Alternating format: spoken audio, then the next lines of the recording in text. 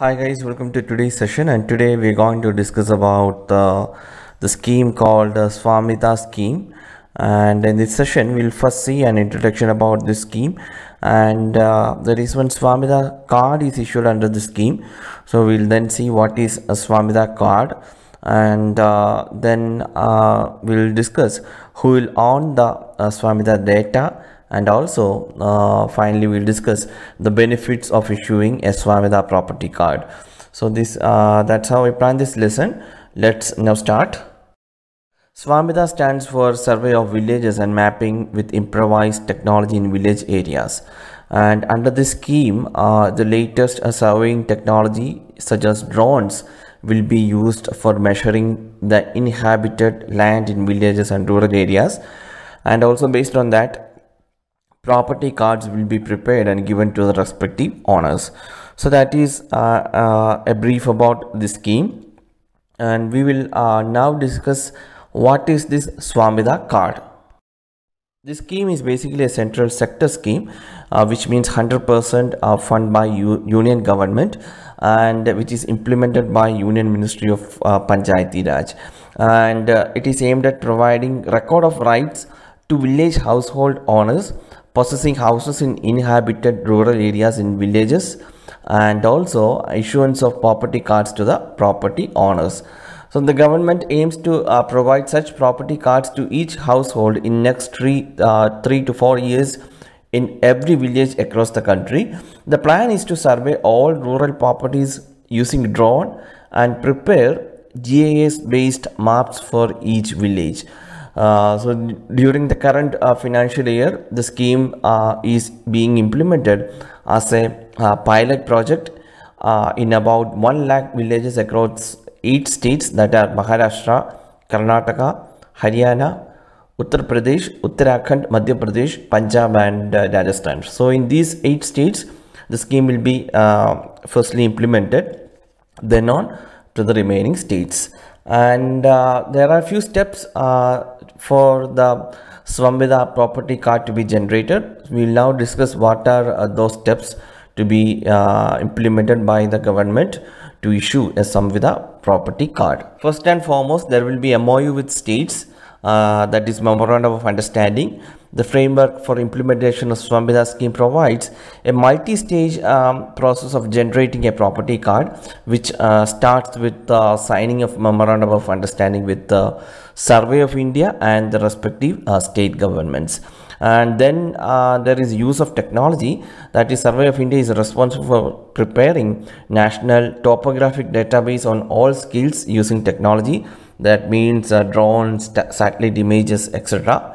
And then there will be a setting up of network, that is once MOU is done, a continuously operating reference systems, CORS, that is a network which is established that supports in establishing ground control points, which is an important activity for accurate geo-referencing.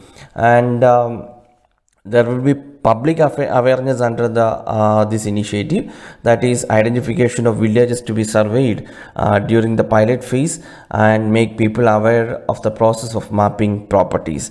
And then they will prepare there is the preparation of GIS database, that is the residential area of village is demarcated and each rural property is marked with limestone. And then drones are used for large-scale mapping of rural residential area. And then the next step is verification, that is after creation of maps, a ground verification process by drone survey teams follows on the basis of corrections if any are made. And at this stage, inquiry, objection process, conflict, dispute resolution is completed. And finally the property card will be issued. After verification, final property cards or title deeds are generated, and these cards will be available on digital platforms or as hard copies to village household owners. So that is the process or the steps to be followed for the Swamita property card to be generated. And the Swamita property card and maps to be updated in the future also. The framework states that once the GIS database is prepared encompassing around 6.62 lakh villages, state governments will be responsible for conducting future surveys and updating this GIS database. So they will also decide on update frequency of the resurvey. And so that is it. Now we will see who will own this Swamvidha data. According to the framework, the ortho-rectified base maps shall be jointly owned by Survey of India, Ministry of Panchayati Raj and the state government, and GIS data will also be jointly owned by central and state. However, data related to property details will be owned by the state revenue department, as it has the authority to mutate the right of records and update the maps. Hence, the state revenue department will be the owner or host of this data, and others will have a right to view it. So that is regarding the ownership of the data. Now we will see what are the benefits of issuing a Swamvidha property card. So the main benefit is that it will improve the access of credit and other benefits. This will enable rural households to use their property as a financial asset for taking loans and other financial benefits. Then it will help in improved tax collection, that the database will help in determination of property tax which could acquire to Gram Panchayat directly in states where they are empowered to collect such taxes. So in a way this will improve the process, and also this enhances the liquidity of assets, that is the cards help increase liquidity of land parcels in the market and increase the financial credit availability to the village.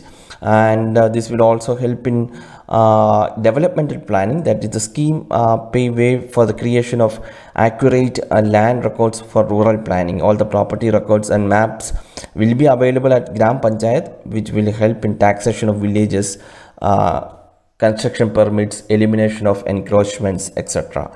So these are the major benefits of this Swamvidha property card. It is a new initiative by the government, and it is going to be a landmark initiative also. So please study about this.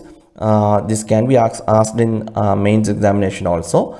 That's all for today, guys. We will meet tomorrow with another topic. Thank you for watching this lesson.